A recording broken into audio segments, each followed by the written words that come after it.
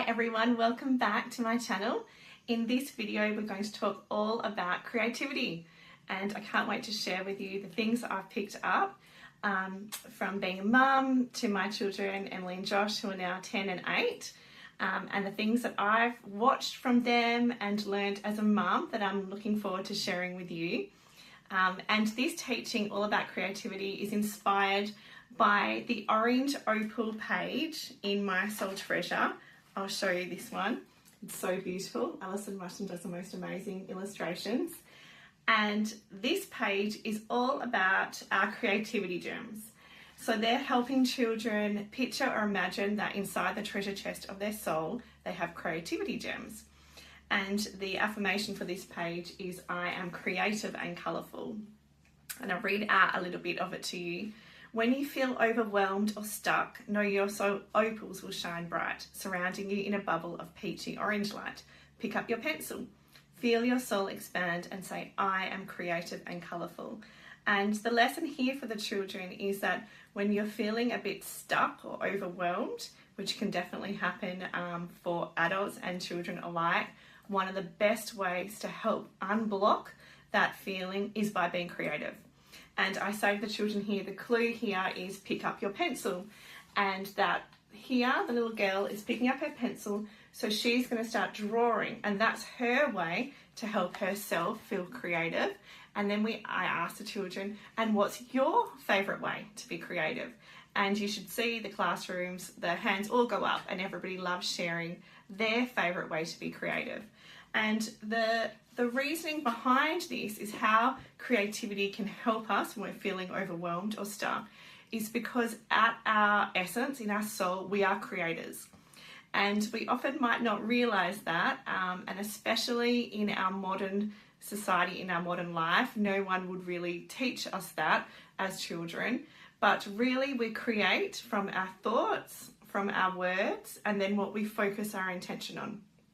So we can live the life of our dreams.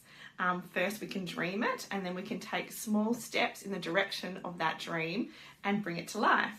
And we do this by listening to our intuition about what we would like to create or imagine, or what we want to bring into our reality.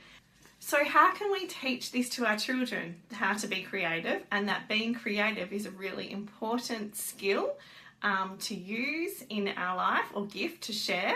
We can support them. So we can, at home or in the classroom, we can provide them with all the tools they need. So think of anything that you like: paints, paper, pencils, textures, cardboard boxes, magnetic tiles. We're giving them the tools at a young age to be creative. And then after we've given them the tools, we then give them the time and space to be creative. And that's one of the most trickiest ones, because our world is so busy, and especially in the classroom where it's so highly structured and organised, often we're forgetting that the children are working at a different pace than we are, and we need to give them the time and space to be creative in their way. And at home, especially, sometimes that can look very messy. So there might be paint going on the table, there might be bits of cardboard cut up on the ground, there could be little scraps of paper everywhere, and I'm sure all of you know what I'm talking about. And as much as it makes our eye twitch when we're watching it, we just have to let it be and give them the time and space to create. Because one thing I've really learned by watching my children and by creating with them is that creativity is more about the action, the process of creating, rather than the outcome. And I feel like in today's society and in the classroom as well, at schools, we've got too much focus on the outcome. So we're too worried about how it's going to look once it's up on the wall, that we're forgetting about the actual enjoyment and freedom of creating. And that's what I've definitely watched with my children. And when I first had them and they first started drawing and painting, I'd be sitting there trying to kind of provide them with their materials, but then realise that they're not so focused on the outcome like we are as adults. They are actually finding so much joy in the process of creating. So the process of colouring in, the process of painting, the process of building cardboard box creations. They're not thinking like an adult would of, where am I going to put this later? They're not worried about that. And it's really important that we give children a lot of time and space to do this while they're young, because we're teaching them to be unrestricted and unlimited in expressing their creativity, rather than limiting them to a certain way or a certain time frame or a certain style, and keeping them in the box. And that's one of the pet peeves I have about not all of our classrooms, but some of our mainstream classrooms, is when you walk in, and I'm sure you've experienced this before, and I'd love to hear your thoughts in the comments below. When you first walk into a classroom and you see the art displayed on the wall, and they're all the same. They're all basically the same type of drawing. You can tell the children have been instructed very specifically, say for example, to draw a dog and to keep the background blank, which is an example that I'm drawing from my experience of walking into my daughter's classroom when she was very little.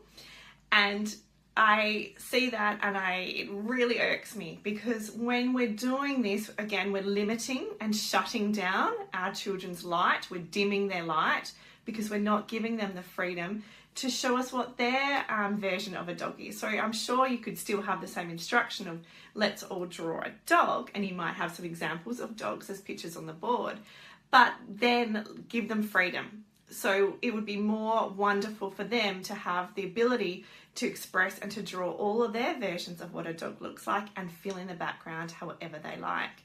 And I'm sure once that is all on the board or put up on the walls, it would show us more beautiful insights into their unique interpretations of the world, their perspectives, and it really allows them to shine more. I'd love to hear your thoughts on that, whether you like seeing a diverse array of beautiful drawings on the classroom walls, or if you just want to see the same structured one.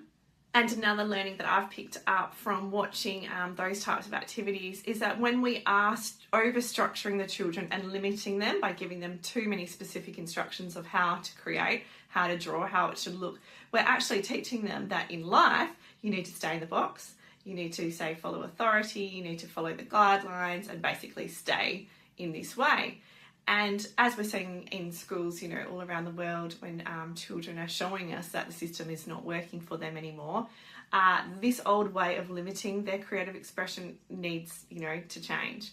We need to be able to give them the freedom to create and express themselves, and thereby we're teaching them, listen to your own intuition, listen to what your creative genius is wanting to express. And by doing that, we're going to actually teach them to listen to themselves more, to trust their gut instinct, to listen to their intuition, and they're going to then bring forth a lot of creative solutions, in not just in art or creative expression in art, but they're going to actually then bring forth a lot of creative designs, innovation in science, in business. And another thing I've learned as a mum is also to join in. I think at the start, when my children started creating, I'd give them the materials and I kind of sit back, and then I realized, hang on, I'm missing out. I'm missing out in two things. I'm missing out in actually being able to express my own creativity. And when you start doing this and you start painting alongside them, drawing alongside them, you really notice how many things that are, come up in perfectionism, that we feel sometimes, oh, no, there's no point in drawing because I'm not an artist, or there's no point in, trying to make something because I'm not creative. And I know I certainly felt that way when I, started becoming a mum and started creating alongside my kids. I felt like, oh, what's the point of me drawing? And then when I allowed myself to sit and enjoy this time with the children and paint alongside them, I really started to notice, oh, I'm actually enhancing my own creativity. I'm really connecting to my inner child. And that helps us a lot to connect to our children. So when we are being creative and giving ourselves the opportunity to create alongside them and not listening to that judging criticism or thoughts, those ones that that your ego can be sort of saying you're not good enough or you can't draw, then when we kind of ignore those or let those thoughts be, and we actually enjoy being creative alongside our children, we're connecting with our inner child, and then we're feeling that connection with our kids. So not only have we sort of taught them in that moment of creating together that one, it's really important for them to express their creativity and to feel unlimited in being able to express that, because that's what the world needs. Secondly, we're getting the benefit of actually connecting with them. So we feel, it fills our cup, our soul feels really good. We feel like we've spent actual beautiful quality time together. And I'd love to know in the comments below if you've, share these feelings or thoughts, and if you felt that way too. Or I challenge you to sit down with your kids and grandkids and really draw and create with them, alongside them. You can do your own painting, you could do your own drawing, and see how that feels. So that's a few tips of mine that I've picked up on creativity and how it actually helps our kids. It nurtures their soul and it helps them to shine. Thanks for listening.